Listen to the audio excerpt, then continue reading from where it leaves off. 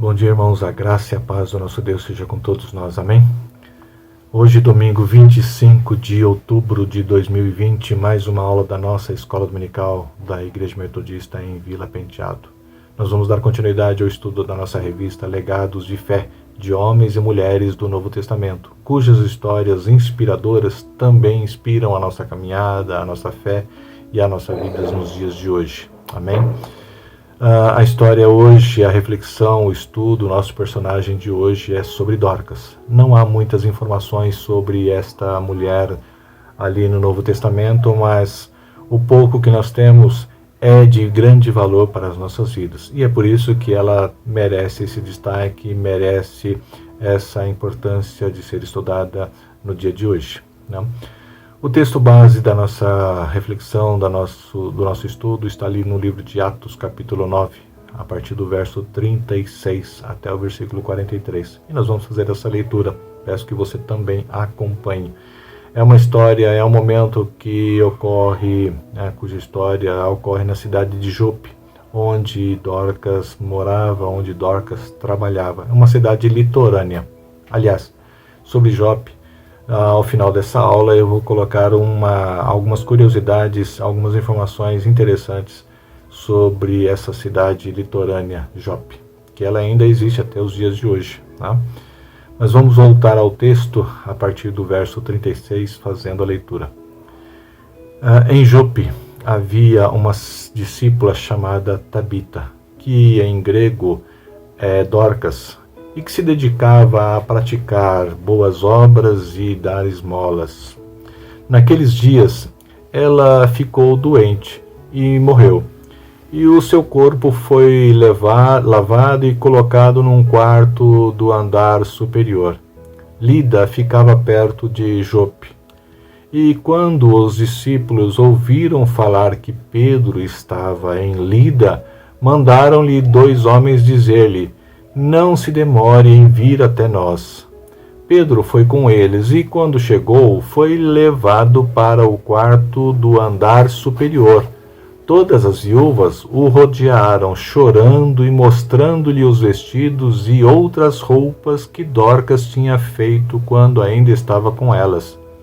Pedro mandou que todos saíssem do quarto, depois ajoelhou-se e orou. Voltando-se então para a mulher morta, disse: "Tabita, levante-se." Ela abriu os olhos e, vendo Pedro, sentou-se. Tomando-a pela mão, ajudou-a a pôr-se de pé. Então, chamando os santos e as viúvas, apresentou-a viva. Este fato se tornou conhecido em toda a cidade de Jope, e muitos creram no Senhor. Pedro ficou em Jope durante algum tempo, com um curtidor de couro chamado Simão. Bom, Lida é uma cidade situada entre Jope e Jerusalém. Lida fica a uma distância aproximada de uns 15 quilômetros da cidade de Jope. A revista de nosso estudo informa que Dorcas foi a única mulher chamada de discípula. Tal referência certamente faz com que sua vida e o que ela fez foi de grande destaque no seu tempo.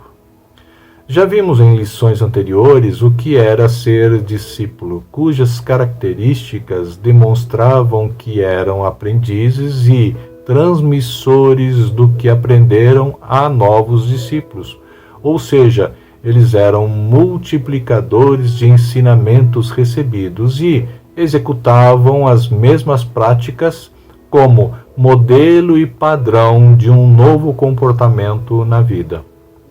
A revista também informa que é bem provável que o relato sobre Dorcas tenha ocorrido entre os anos de 30 e 40, época em que havia um período de paz e Pedro trabalhava intensamente na evangelização. Vejamos o que diz o versículo 31 do capítulo 9 do livro de Atos. A igreja passava por um período de paz em toda a Judéia, Galiléia e Samaria. ela se edificava e, encorajada pelo Espírito Santo, crescia em número, vivendo no temor do Senhor. Viajando por toda parte, Pedro foi visitar os santos que viviam em Lida. A revista também informa que o livro de Atos foi escrito entre os anos 80 e 85, quando então, nesse período, a igreja passava por perseguição e muito sofrimento. Este trecho sobre Dorcas foi lembrado então e escrito para que as viúvas dessa nova época encontrassem forças e renovassem as esperanças mediante esse período difícil que eles estavam vivendo. Então, certamente, a história de Dorcas foi inserida no livro para que ela desse esperança e renovasse as forças das pessoas que se sentiam perseguidas nesse novo período, né? Um outro ponto a se destacar é a conduta de Pedro diante da situação, ali diante do corpo de Dorcas, né? E o que faz quando está, né, nesse momento. A atitude de pedir para que as pessoas saíssem, né, quando ele ora, e finalmente ao chamar Dorcas e dizer, levanta-te, esse momento é bem parecido com outros relatos bíblicos semelhantes que nós encontramos. Vejamos, são pelo menos 3 relatos bem semelhantes que nós encontramos com essa experiência de Pedro, né? No livro de Lucas, capítulo 8, versos de 49 a 56, né, o momento em que Jesus faz a ressurreição, né, proporciona a ressurreição da viúva, da filha de Jairo, né? No livro de 1 Reis, ali no capítulo 17, versículos de 17 a 24, momento em que Elias, né, e a ressurreição do filho da viúva de Sarepta. E no livro de 2 Reis, capítulo 4, versos de 8 a 37, Eliseu e a ressurreição do filho da Sunamita. São 3 relatos, né? Pegue para fazer uma conferência, são relatos bem semelhantes na posição em que Pedro, né, também pratica, né? E o autor, quando destaca a atitude de Pedro, né, ao escrever o livro de Atos, né, o autor está demonstrando que Pedro está adotando a mesma prática feita por Jesus e pelos profetas, né? O que ajuda então a reforçar a mensagem de vida e de esperança que vem de Deus para quem vai ler esses escritos, né? À primeira vista, a leitura do texto sobre a ressurreição de Dorcas, né, parece nos impressionar com o milagre da sua ressurreição, tanto que em algumas traduções, né, o título desse trecho bíblico é justamente A Ressurreição de Dorcas, onde, através da vida de Pedro e a sua oração, ocorre então o milagre. Mas o foco desta lição sobre Dorcas, né, não está sobre o que aconteceu a ela, e sim sobre quem era Dorcas, né? Essa é a importância e o foco da nossa lição de hoje. Porque é justamente o que ela fazia, que é o seu legado, é o que vai nos trazer inspiração para a nossa fé. O versículo 36 nos dá essa referência. Em Jope havia uma discípula chamada Tabita, que é em grego Dorcas, e que se dedicava a praticar boas obras e dar esmolas, né? Em uma outra tradução diz, Dorcas era notável pelas boas obras que fazia. Dorcas era uma discípula atuante, que encontrou uma maneira de se relacionar e ajudar pessoas. Ela se destacou porque fez diferença no seu tempo e se tornou importante para muita gente, né? No versículo 39, que é o momento em que Pedro chega, né, as viúvas, mulheres que mais estavam sentindo a morte de Dorcas, se colocam ao lado de Pedro e mostram a ele exemplos reais da atividade de Dorcas, no sentido de convencê-los sobre a importância que Dorcas tinha para a vida delas e de muitas outras pessoas naquela região. Todas as viúvas o rodearam chorando e mostrando-lhe os vestidos e outras roupas que Dorcas tinha feito quando ainda estava com elas. Atos 9:39. Depois que Dorcas se levanta, Pedro chama especialmente as viúvas e apresenta Dorcas viva. Pedro está trazendo restauração e esperança àquela comunidade, e principalmente aos que mais precisavam. Bem, através da vida e exemplo de Dorcas, nós destacamos 2 pontos. O primeiro é boas obras. As boas obras são fruto de uma espiritualidade e santidade maduras, pois Jesus afirma: pelos frutos os conhecereis. Mateus 7, 20 e 21. As boas obras não conduzem à salvação, mas são fruto de uma vida que encontrou a graça de Deus e foi por ela alcançada. Nós somos feitura de Deus, e criados e criadas para as boas obras que nos foram preparadas por Ele. A referência de Efésios 2:10.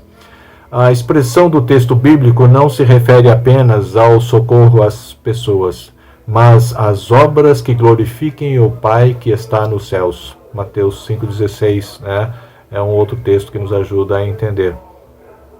O segundo ponto, o segundo destaque é sobre investir na vida das pessoas. Por meio da amizade e solidariedade, Dorcas investia seu tempo para ajudar as pessoas. Mais do que uma atitude assistencialista, ela acreditava no potencial daquelas mulheres. A sociedade rejeitava as viúvas. Tinha essas mulheres como sendo um peso morto, mas Dorcas não via assim e por isso passava tempo com elas, costurava com elas e lhes ensinava a palavra libertadora e animadora de Jesus. Todas as vidas são preciosas para Deus, especialmente aquelas desprezadas pela sociedade. Nós vemos essa importância destacada em alguns trechos bíblicos. Isaías, por exemplo, capítulo 1, 16, 17. Isaías, ainda no livro de Isaías, capítulo 58, versículos de 5 a 8. Marcos, capítulo 2, 16, 17. E Lucas, capítulo 20, 45 a 47. Ajudando a reforçar esse segundo ponto, que é sobre investir na vida das pessoas. Identificamos então 2 características na vida e testemunho de Dorcas, que devem influenciar nossas atitudes e obras nos dias de hoje. Certamente há muitas pessoas que de alguma forma precisam de algum tipo de ajuda. Todos nós temos algum tipo de necessidade e através do relacionamento podemos ajudar e ser ajudados. Através de nossas atitudes, podemos ser exemplos de Cristo e tornar conhecido seu amor através das nossas vidas. Concluindo então, a ressurreição de Dorcas, sem dúvida, foi um milagre. Mas a vida dela na comunidade, ajudando e discipulando, merecem um destaque maior, pois através do seu relacionamento com as pessoas, ela trouxe vida e o nome de Jesus foi glorificado através da vida de Dorcas. Amém? Que a nossa vida também possa, através do exemplo de Dorcas, do legado de fé que ela nos deixa, também ser impactado ao ponto de fazermos pelo menos ao mesmo trabalho que Dorcas realizava, a importância que ela dedicou, que nós também possamos dedicar essa importância nos dias de hoje. Amém? Vamos orar? Pai Santo, nós queremos te agradecer, ó Pai, por mais este estudo que traz a reflexão sobre a vida de Dorcas. Dorcas, que foi uma mulher, ó Pai, usada no seu tempo, uma mulher ousada também em enfrentar situações muitas vezes difíceis e desprezadas pela maioria, que é proporcionar ajuda, socorro, assistência a pessoas necessitadas, não só no sentido material, mas também necessitadas no sentido de apoio espiritual, de uma companhia, de uma presença amiga, Pai. Nós te agradecemos pela vida dessa mulher, e que nós também possamos, ó Pai, ser abraçados pelo Teu Santo Espírito, para poder também fazer e dar a mesma importância nos dias de hoje. Tá? Que nós te agradecemos, ó Pai, por este dia, te agradecemos por esse estudo, que ele possa, ó Pai, ser gravado no nosso coração, nas nossas mentes, e nós possamos viver, ó Pai, essa nova prática de vida, essa nova forma, assim como o Dorcas nos mostra nos dias de hoje. Te agradecemos por este domingo, no nome santo de Jesus, nos abençoe. Amém. Fiquem com Deus e até a próxima aula. Não esqueça, a partir de agora, algumas curiosidades sobre a cidade de Jope, como um bônus aí para o seu domingo. Amém? Deus abençoe.